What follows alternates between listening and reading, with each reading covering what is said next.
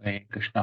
सभी भक्तों का हार्दिक स्वागत है आज के इस प्रातःकालीन श्रीमद् भागवत क्लास में। हम लोग यहाँ पर हम लोग ने पढ़ा किस प्रकार परीक्षित महाराज प्रश्न पूछते हैं कि सभी जीवों का कर्तव्य क्या है, क्या कर्तव्य है, और विशेषकर जो मरणासन में है उन्हें क्या करना चाहिए।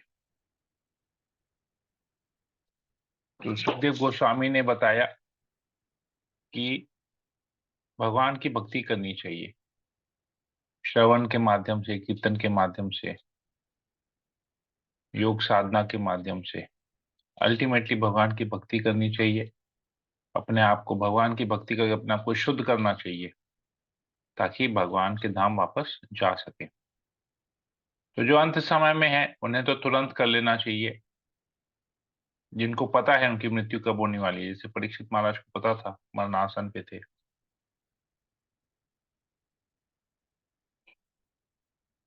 और जिन्हें लगता है कि अभी बहुत कुछ, उनका बहुत बड़ा आयु बाकी है, घूम फिर रहे हैं, ऐशो आराम कर रहे हैं, तो उन्हें श्रवण और कीर्तन करना चाहिए, एकदम स्टार्ट कर लेना चाहिए। जो भक्ति अभी तक स्टार्ट नहीं किए हैं, भागवत के अनुसार, अपने अनुसार नहीं, भागवत के अनुसार, जिन्हें भगवान के नाम में रुचि नहीं है, भगवान की कथा में रुचि नहीं है, उन्हें भगवान की कथा सुन के उसमें रुचि डेवलप करनी चाहिए।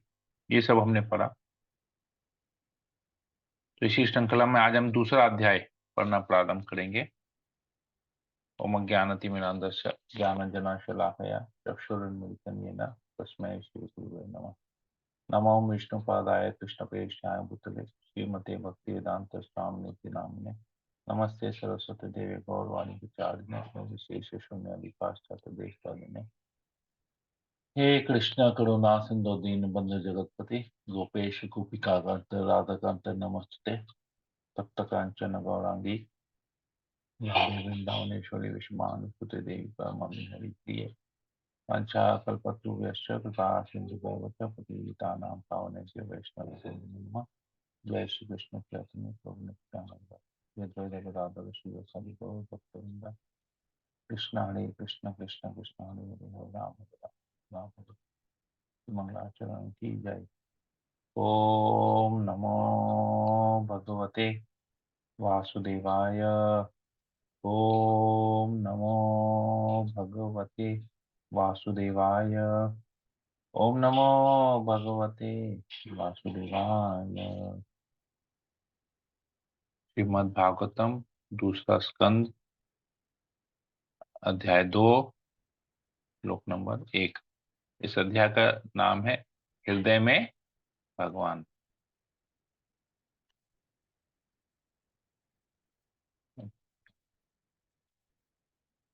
तो सुखदेव गोस्वामी कहते हैं, इस ब्रह्मांड के प्राकट्य के पूर्व ब्रह्मा जी ने विराट रूप के ध्यान द्वारा भगवान को प्रसन्न करके विलुप्त हो चुकी अपनी चेतना प्राप्त की। इस तरह वे सृष्टि का पूर्ववत पुनः निर्माण कर सके। तो कैसे परीक्षित महाराज ने, हमने पढ़ा कि किस प्रकार परीक्षित महाराज ने प्रश्न किया कि भगवान का ध्यान कैसे किया जाए, किस रूप में किया जाए, कैसे एकाग्र होके मन को विचलित किए बिना, मन को स्थिर करके भगवान का किस रूप का ध्यान किया जाए। तो सुखदेव गोस्वामी ने भगवान के विराट रूप के बारे में पूरा बताया है, एकदम डिटेल विराट रूप बताया,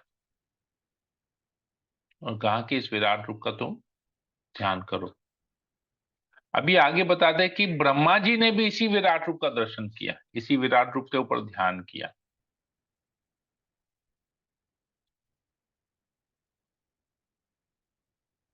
तो ब्रह्मा जी प्रथम जीव हैं, हम जानते हैं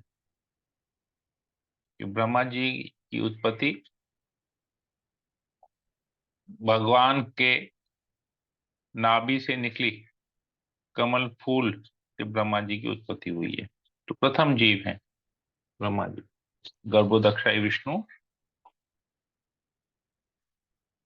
के नाभि से जो कमल का फूल निकलता है, वहां से ब्रह्मा जी की उत्पत्ति होती है। तो जो प्रथम जीव है उसने अपनी चेतना को कैसे प्राप्त की? विलुप्त हुई चेतना, विलुप्त हो चुकी चेतना कैसे प्राप्त की? भगवान के इस विराट रूप का ध्यान करके।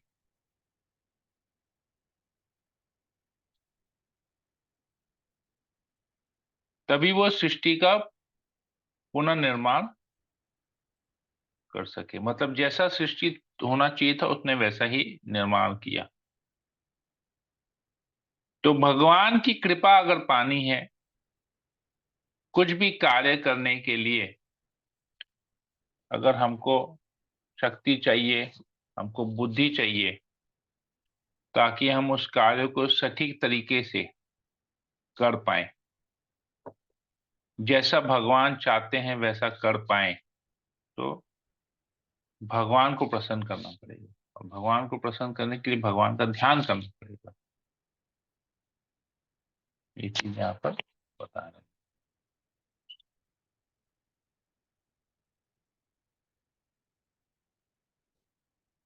तो क्यों ब्रह्मा जी के साथ ऐसा हुआ?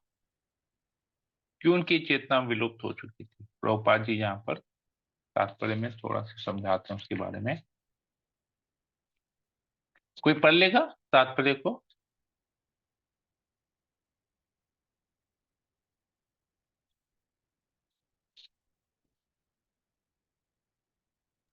जी हरे प्रभु जी। कृष्णा प्रभु। हाँ, पढ़ लीजिए माता जी। यहाँ पर ब्रह्मा जी की विस्मृति का उदाहरण दिया गया है। ब्रह्मा जी भगवान के भौतिक गुणों में से एक गुण के अवतार हैं। वे प्रकृति के रजोगुण के अवतार होने के कारण भगवान द्वारा सुंदर भौतिक सृष्टि की रचना करने के लिए शक्ति प्रदत्त हैं।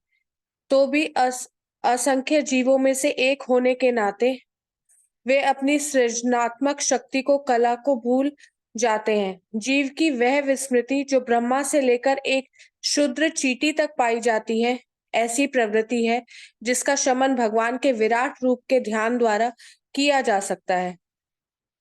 यह अवसर मनुष्य योनि में प्राप्त होता है, और यदि मनुष्य श्रीमद् भागवत के आदेश का पालन करके विराट रूप का ध्यान करना प्रारंभ कर देता है, तो उसकी शुद्ध चेतना का पुनः उदय हो सकता है तथा साथ ही भगवान के साथ अपने नित्य संबंध की विस्मृति का निराकरण हो जाता है। ज्यों ही वह विस्मृति दूर हो जाती है, त्यों ही व्यवसाय बुद्धि आ जाती है, जिसका यहाँ पर और भागवत गीता में भी उल्लेख हुआ है। जीव के इस सुनिश्चित ज्ञान से भगवान की प्रेमा भक्ति उत्पन्न होती है, जिसकी जीव को आवश्यकता होती है। ईश्वर का साम्राज्य असीम है, अतएव भगवान के सहायक हाथों की संख्या भी अनंत है। भगवत गीता बल देकर कहती है कि भगवान की सृष्टि में कोने कोने में अनेक हाथ, पांव, मुंह तथा आंखें हैं।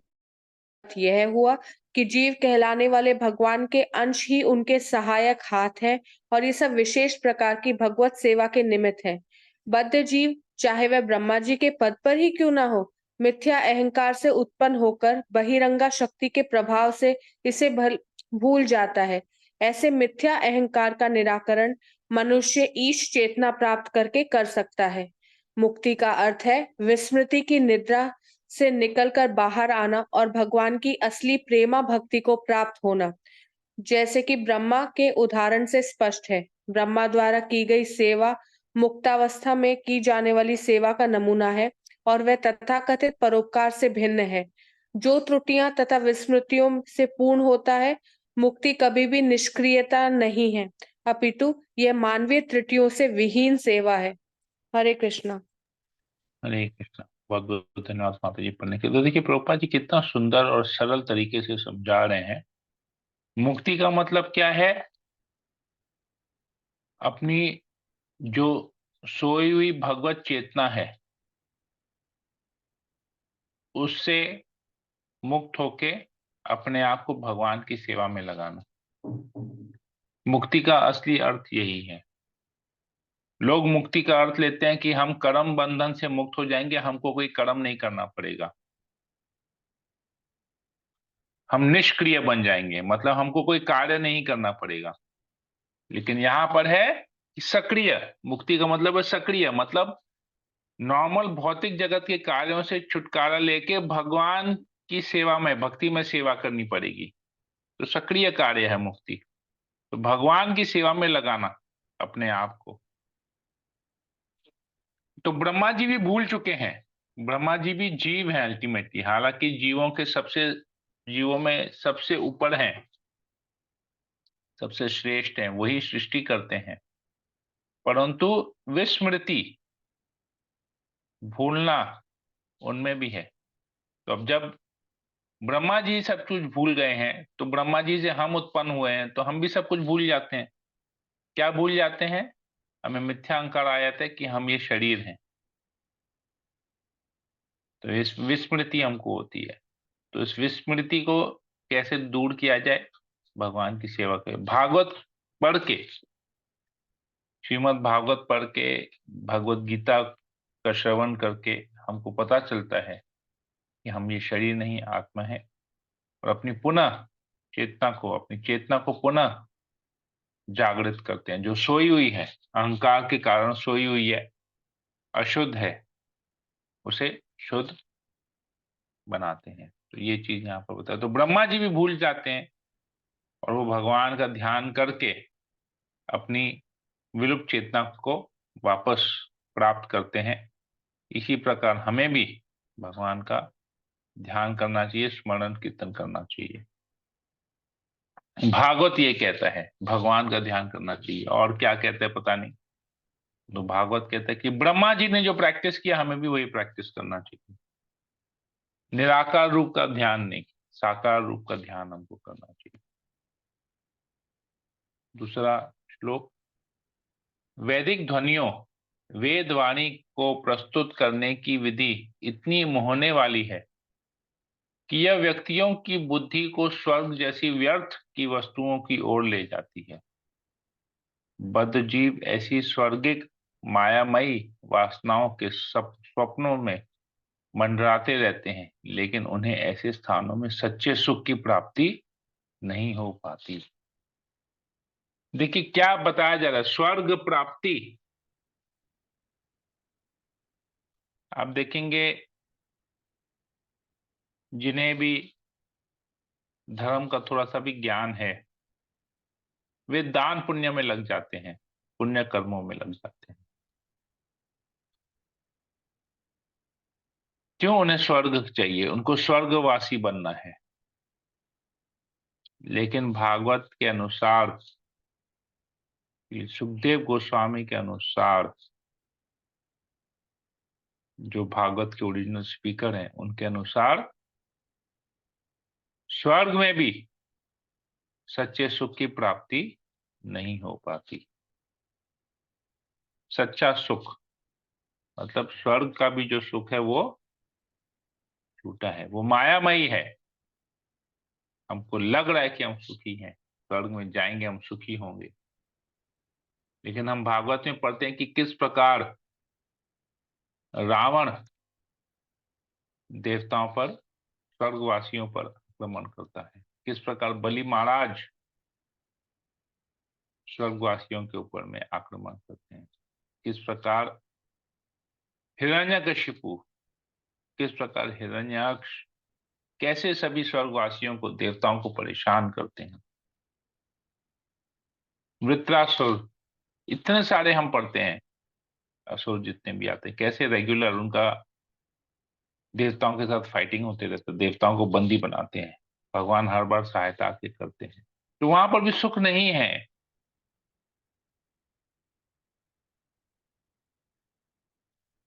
तो जो लोग दान पुण्य में अपने आप को लुप्त करते हैं, समाज सेवा में अपने आप को डालते हैं, वो सब भ्रमित, भ्रांत है, तो भ्रमित कर देने वाली। यहाँ पर प्रभुपाद जी इसके पहले लिखते हैं, तथाकथित परोपकार से भिन्न है। तथाकथित परोपकार, हमको लग रहा हम दूसरे का उपकार कर रहे हैं, ठंडी में उसे कंबल दे देंगे, भूखे को भोजन खिला देंगे, गरीब को पैसा दे देंगे, उसका इलाज करवा देंगे, किडनी के लिए पैसा दे देंगे, आंखों के ट्रीटमेंट के लिए पैसा दे देंगे, निशुल्क कर देंगे, उनके शरीर का ट्रीटमेंट को निशुल्क कर देंगे, शरीर का ट्रीटमेंट। ये तथाकथित परोपकार है। वास्तव परोपकार अलग होता है, तथाकथित परोपकार है। इसमें क्या त्रुटियों तथा विस्मृतियों से पूर्ण होता है, क्योंकि हम जब भी किसी का इस प्रकार करते हैं तो हम देखते हैं कि हम उसके शरीर की सुविधाओं को बढ़ा रहे हैं, जो शरीर एक दिन खत्म होने वाला है।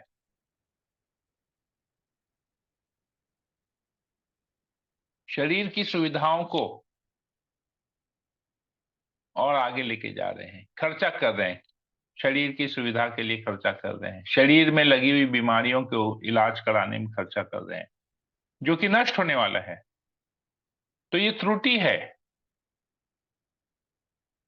ये रॉन्ग है, डिफेक्टिव है। क्यों? क्योंकि हम शरीर को के ऊपर खर्चा कर रहे हैं। शरीर तो खत्म होने वाला, नाशवान है।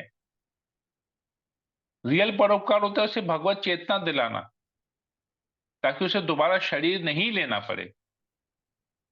इसलिए कहते हैं विस्मृतियों से हम बार बार भूल जा रहे हैं कि हमें शरीर नहीं आत्मा है, तो हम शरीर की देखभाल कर रहे हैं, शरीर के ऊपर सारा खर्चा कर रहे हैं, तो विस्मृति है ये।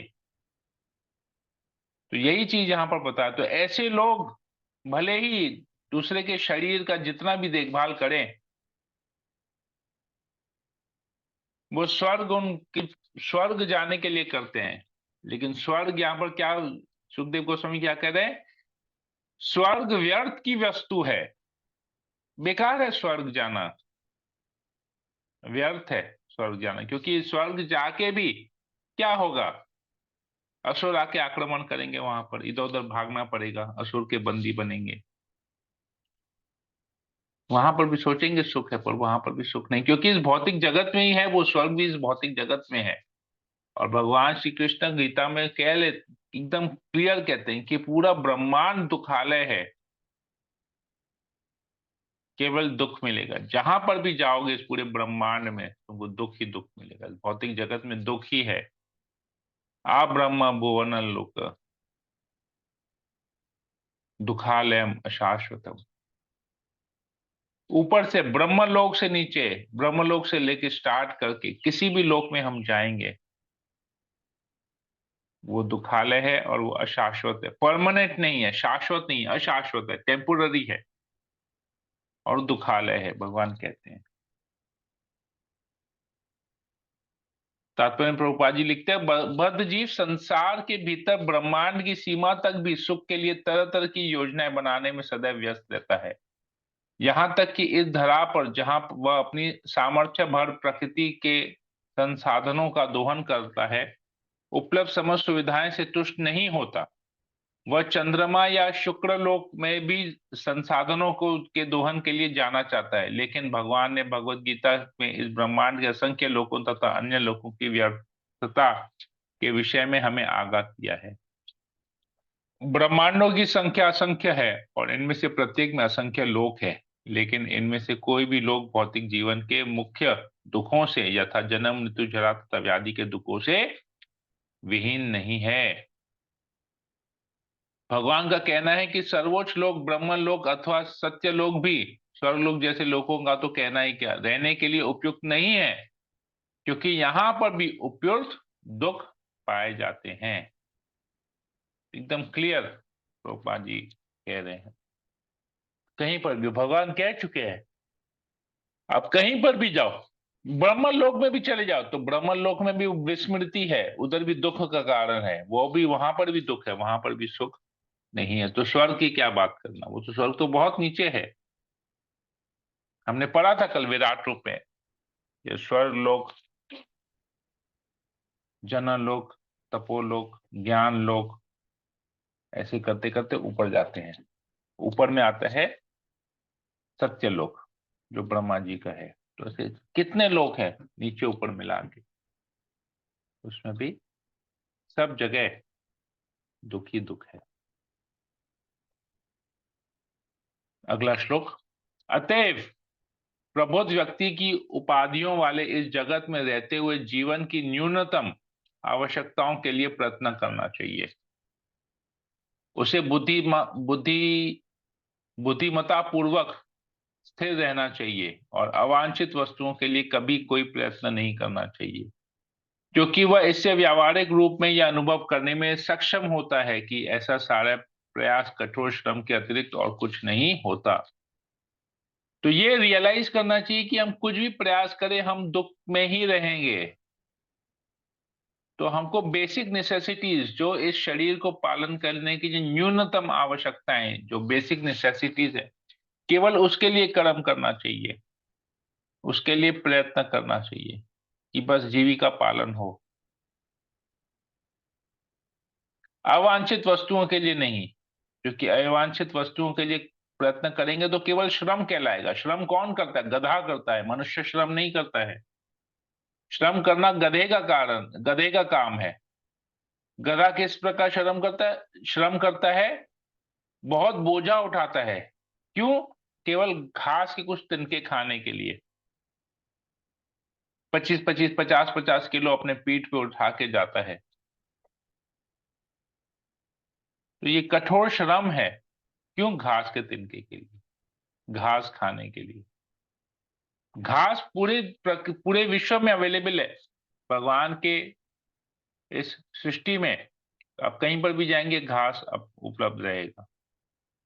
तो गधा क्या करता है? फ्री का दिया हुआ घास को नहीं खाता है। उसे लगता है नहीं, मेरा मालिक जो है मुझे ये मेरे से काम करा रहा है, मैं अपने मालिक के लिए कार्य करूंगा तभी मुझे खाने को मिलेगा। तो उस प्रकार वो कठोर श्रम करता है। उसको लगता है अगर वो श्रम नहीं करेगा तो उसे उस खाने को नहीं मिलेगा। तो हम भी ऐसे ही सोच रहे हैं कि अगर हम मेहनत करेंगे, पैसा कमाएंगे, तभी हमको खाने को मिलेगा, तभी हम अपनी इंद्र तृप्ति कर पाएंगे, इच्छाओं को पूरी कर पाएंगे। 1000 रुपया कमाने वाला व्यक्ति भी 2 या 3 रोटी खाएगा, थोड़ा सा चावल खाएगा, दाल खाएगा, सब्जी खाएगा। 1 करोड़ रुपया कमाने वाला व्यक्ति भी उतना ही भोजन खाएगा, उससे ज्यादा खा नहीं सकेगा। इनफैक्ट जो करोड़ रुपया कमाता है वो तो भोजन कम खाता है, दवाइयां ज्यादा खाता है। तो हम लोग भूल जाते हैं कि भगवान ने सबके लिए उसका कोटा बना के रखा है। जंगल का उदाहरण ले लीजिए, जंगल में कितने जानवर रहते हैं। हाथी रहते हैं, शेर रहते हैं, सियाल रहते हैं, हिरन रहते हैं, सांप रहते हैं, खरगोश रहते हैं, अनेक अनेक प्रकार के जानवर जंगल में रहते हैं। कभी हमने सुना है कि ये पर्टिकुलर जानवर जो है भूख से मर गया जंगल में? या पूरे जंगल के जितने भी जंगली जानवर थे सब भूख से मर गए? हमने कभी सुना है? खा रहे हैं ना वो लोग। कौन उनको प्रोवाइड कर रहा है? भगवान प्रोवाइड कर रहे हैं उनको। वो लोग भक्ति करते हैं, भगवान का नाम जप करते हैं, भागवत पढ़ते हैं, गीता पढ़ते हैं, अपने घर में मंदिर बना के रखे हैं। वहां अपनी गुफा में, शेर ने अपनी गुफा में मंदिर बनाया है क्या? हाथी ने अपने घर पे मंदिर बनाया है क्या? सांप ने अपने बिल के अंदर मंदिर बनाया है? जप करता है, भगवान की अर्च विग्रह की सेवा करता है, हरि नाम करता है, कथा का श्रवण करता है, भक्तों का संग करता है? नहीं करता है। हाथी करता है? नहीं करता है। चींटी करता है? नहीं करता है। खरगोश करता है? नहीं करता है। हिरन करता है? नहीं करता है। शेर, सियाल कुछ करते हैं? नहीं करते। फिर भी उन्हें खाने को मिल रहा है, भोजन मिल रहा है, खा रहे हैं। भगवान ने प्रकृति द्वारा उनको भी सब कुछ प्रोवाइड किया है। तो जब उनको, वो लोग कुछ नहीं करते, उनको ज्ञान भी नहीं है कि भगवान कौन है, उनको जब सब कुछ मिल रहा है, तो हमें जब पता है कि भगवान कौन है, हम भक्तों का संग कर रहे हैं, ज्ञान ले रहे हैं, भागवत पढ़ रहे हैं, फिर हम क्यों इतना ज्यादा कठोर श्रम कर रहे हैं? इतना कठोर श्रम कर रहे हैं कि हम भक्ति के लिए समय नहीं निकाल पा रहे हैं, भक्तों का संग करने के लिए समय नहीं निकाल पा रहे हैं। किसको क्या साबित करने का, क्या दिखाने का हम प्रयास कर रहे हैं इतना श्रम करके? भगवान के अच्छे विग्रह की सेवा करते हैं, हरिनाम जप करते हैं, फिर भी बोलता हमको समय नहीं है। भागवत पढ़ते हैं, फिर भी बोलते समय नहीं है। भक्तों का संग करने का समय नहीं है। आज हमको यहाँ जाना, आज हमको वहां जाना, आज ये काम करना, आज वो काम करना, घूमना है, फिरना है, सब कुछ करना है।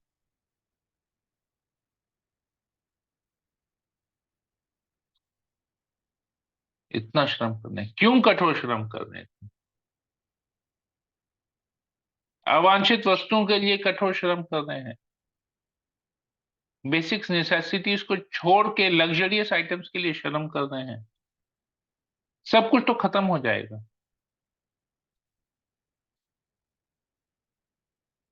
तो अगर हम भक्ति करेंगे तो क्या भगवान हमको कुछ नहीं देंगे, हमसे सब छीन लेंगे? जो भक्ति नहीं कर रहे हैं भगवान उनको प्रोवाइड कर रहे हैं, जो नास्तिक है भगवान उनको भी सनलाइट दे रहे हैं, उनको भी ऑक्सीजन सप्लाई कर रहे हैं। जो भगवान को गाली देते हैं मनुष्य योनि में रह के, जानवरों का भी तो छोड़ दीजिए, जानवर तो कुछ भी नहीं कर रहे हैं, उन्हें तो पता भी नहीं है भगवान कौन है। मनुष्य की योनि की बात है, जो भगवान को गाली देते हैं, जो नास्तिकवाद है, जो शून्यवाद के ऊपर है, वो लोग को भी भगवान सब कुछ दे रहे हैं, सारा फैसिलिटी दे रहे हैं।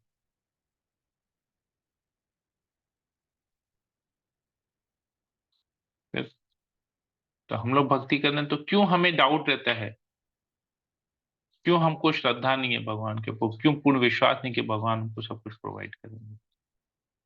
क्यों भक्ति को सबसे आगे नहीं रखते, भक्ति को लास्ट में रखते हैं? पहले सब कार्य कर लेते हैं, लास्ट में भक्ति करते हैं, साधना करते हैं। तो बहुत बड़ा प्रश्न है हमारे जीवन में। तो इसी प्रश्न का उत्तर यहाँ पर तो बहुत क्लियरली सुखदेव गोस्वामी बता रहे हैं कि मनुष्य को क्या करना चाहिए। न्यूनतम प्रबुद्ध व्यक्ति को उपाधियों वाले इस जगत में रहते हुए, इस जगत में सबको उपाधि चाहिए, सबको फेमस बनना है।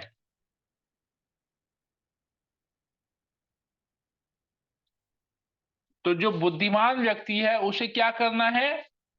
न्यूनतम आवश्यकताओं, बेसिक नेसेसिटीज के लिए ही प्रयत्न करना चाहिए। बस इतना ही काम करो, मैं बेसिक नेसेसिटीज फुलफिल हो। बुद्धि को स्थिर रखना चाहिए, इधर उधर बेकार की चीजों के लिए, अवांछित वस्तुओं के लिए प्रयास नहीं करना चाहिए।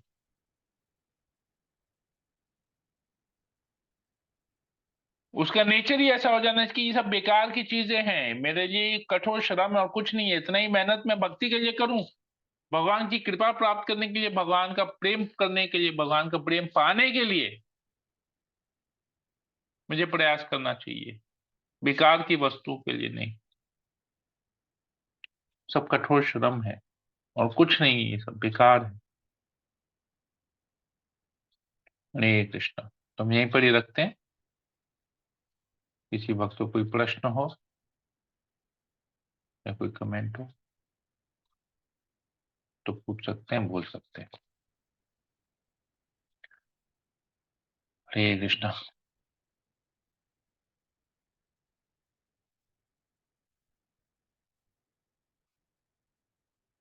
ओके, आज बहुत भूले भटके बिछड़े भक्त ज्वाइन किए हैं।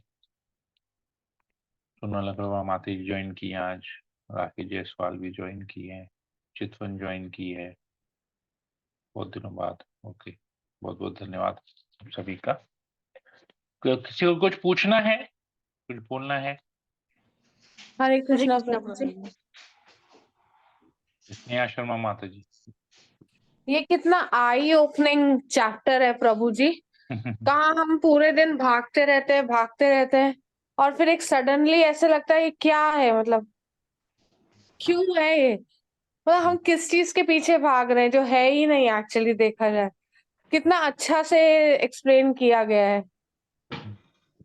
भागवत का यही तो है, बोलते हैं ना भागवत इज प्रैक्टिकल। आपको जीवन जैसे कैसे जीना है भागवत बताता है। हम लोग और अपने हिसाब से अपना बुद्धि लगा के जीवन जीते हैं। ये जो शास्त्र है ना, जो गीता भागवत है ना, it is like a manual. बताते हैं जैसे हम कोई भी प्रोडक्ट खरीदते हैं, आज हम मोबाइल फोन खरीदते हैं, घर में रेफ्रिजरेटर खरीदते हैं, अपने क्या वॉशिंग मशीन खरीदते हैं या माइक्रोवेव ओवन खरीदते हैं। सब कुछ का जो है वो एक मैनुअल आता है, हर प्रोडक्ट का एक मैनुअल आता है, परंतु हम में से कोई ना कभी कोई मैनुअल खोल के पढ़ता नहीं है। एक कंपनी का आदमी आया, डेमो दिया, उसमें समझ गया और निकल गए, हम अपने आप करें। तो कितने लोग तो डेमो भी नहीं लेते, अरे हमको सब कुछ पता है, हमको ये पता है, ये पता है, तो कुछ बोलने की जरूरत नहीं है। तो हम अपने जीवन को भी जिस प्रकार उस प्रोडक्ट को करते हैं ना, लेकिन जब वो प्रोडक्ट खराब हो जाता है तो सर्विस सेंटर में भागना पड़ता है। तो इसी प्रकार हमारा जीवन भी ना, भगवान ने जो हमको ये जीवन दिया, कंपनी जैसे प्रोडक्ट बनाता है उसका मैनुअल देता है, वैसे भगवान ने भी ये जगत बनाया है, हम जीवों को बनाया है, तो हम जीवों को इस जगत में रहने के लिए एक मैनुअल प्रोवाइड किया है। ये मैनुअल, ये भगवत गीता है, ये भागवत है। तो उस मैनुअल को अगर हम नहीं पढ़ेंगे ना, तो हमारा ये जो प्रोडक्ट है, हमारा ये शरीर तो खराब होगा ही होगा, और फिर हमको सर्विस सेंटर भागना पड़ेगा। हमारा सर्विस सेंटर क्या है? स्वाहा, खत्म। फिर दूसरा एक शरीर मिलेगा। हॉस्पिटल भी जाएंगे, वो भी सर्विस सेंटर है, शरीर का सर्विस कराएंगे। हाथ पैर टूट गया, ये हुआ वो हुआ, बीमारियां हुई, अस्पताल जाना पड़ेगा। डॉक्टर हमारा सर्विस सेंटर है, सर्विस इंजीनियर है डॉक्टर, हमारा शरीर को सर्विस करेगा। इन कब तक? तो भगवान इस मैनुअल बताते हैं कि इस मैनुअल के हिसाब से चलोगे ना, तो तुम ऐसे एक प्रोडक्ट बन जाओगे, तुमको कभी सर्विस की जरूरत ही नहीं पड़ेगी। तो ये तो हमको ये सर्विस, हमको इसलिए कहते हैं ये मैनुअल को पढ़ना बहुत जरूरी है। जिसने जगत को बनाया, उसने जगत में जीने का मैनुअल भी बनाया है, तो हमको उस मैनुअल को पढ़ना चाहिए। इसलिए बहुत प्रैक्टिकल है। ये कृष्णा। ओके, आशा रानी माता जी, आपको कुछ बोलना था?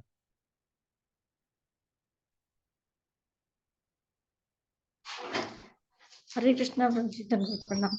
नहीं।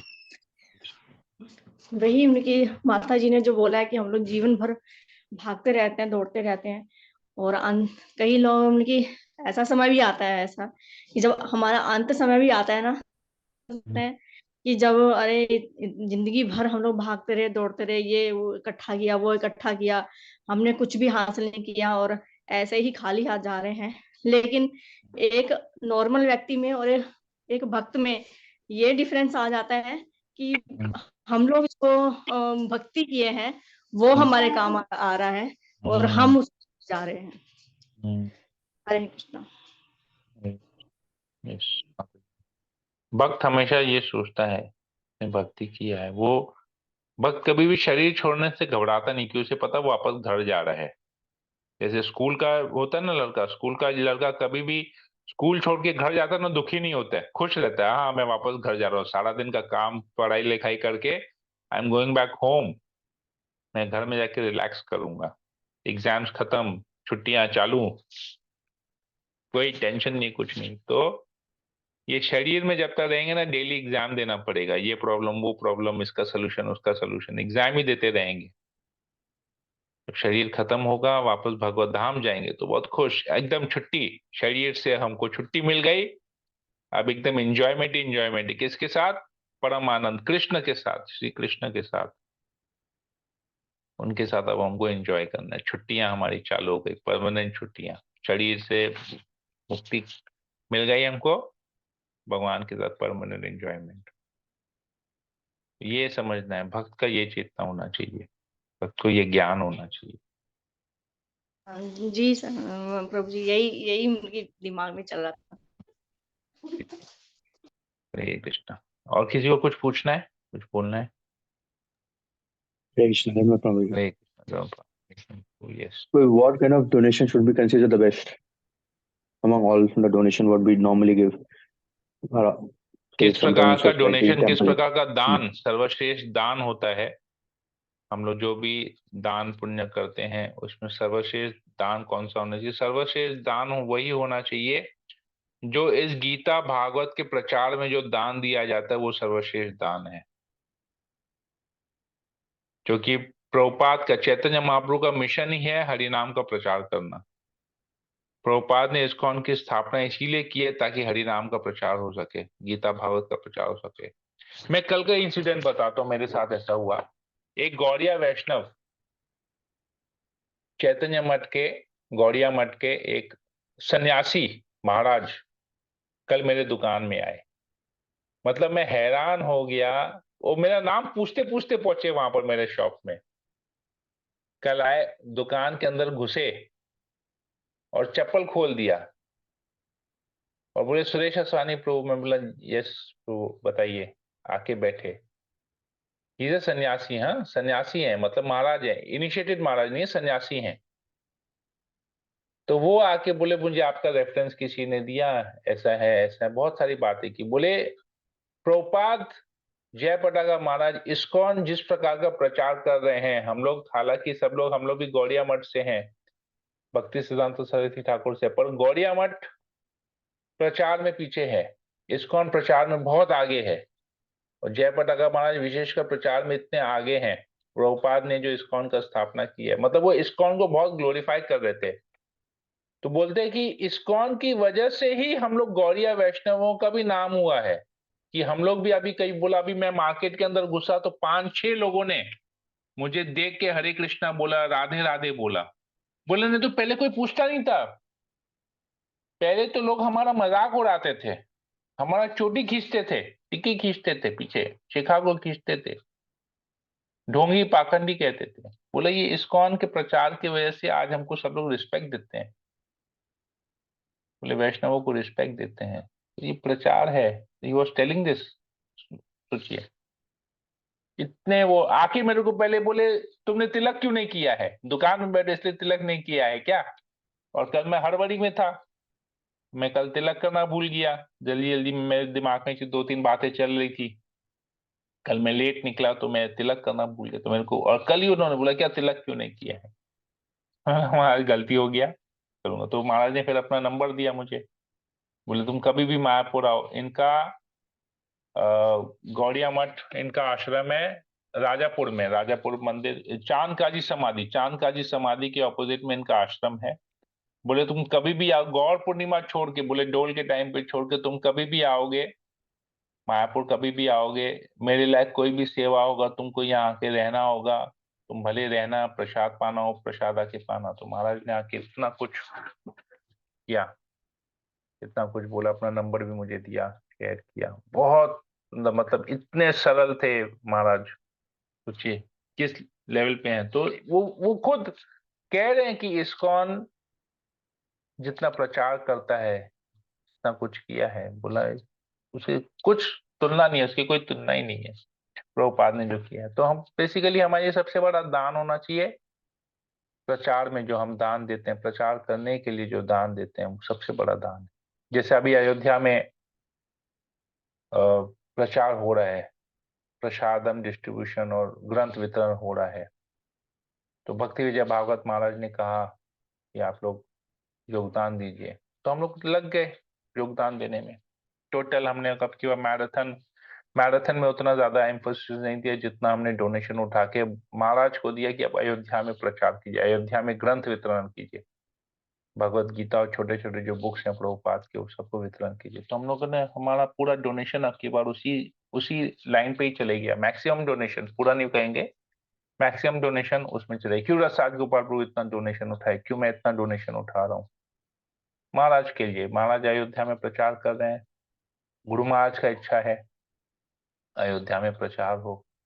और ये सब, ये एकदम सही टाइम है। पूरा 1 महीना जो फेस्टिवल चल रहा है वहां पर मंदिर ओपनिंग का, तो उसमें महाराज वहां पर हैं, दिल्ली के सारे डिवोटीज वहां पर हैं, बॉम्बे के डिवोटीज ने वहाँ किचन सेटअप किया है, प्रसादम डिस्ट्रीब्यूशन हो रहा है, गोपाल कृष्ण गोस्वामी महाराज वहां पर हैं, वो ग्रंथ वितरण कर रहे हैं। भक्ति विजय भागवत महाराज पूरा 1 महीना रह के वहां पर ग्रंथ वितरण करेंगे। बहुत सारे सीनियर डिवोटीज, ब्रह्मचारी, सन्यासी वहां जा रहे हैं, ग्रंथ वितरण कर रहे हैं, महाराज ग्रंथ वितरण कर रहे हैं। क्यों? प्रचार करने के लिए ना। तो प्रचार पे दिया हुआ दान सबसे उत्तम दान है, क्योंकि भगवान भी गीता में यही कहते हैं, जो इसका प्रचार करता है वो मेरे लिए सबसे प्रिय है, उससे प्रिय ना मेरे लिए कोई था और ना कभी होगा। तो भगवान की वाणी के प्रचार में जो भी व्यक्ति दान करता है वो भगवान का प्रिय बनता है। ठीक है विनीत मंडल प्रभु, आई होप मैंने आपके Yeah, thank प्रश्न you. को उत्तर दे दिया। ओके, हरे कृष्ण। और किसी को कुछ पूछना है, कुछ बोलना है?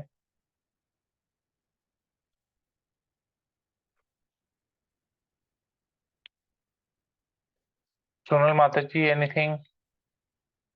सुमन चौरसिया नहीं माता। प्रभु। ओके, ठीक है।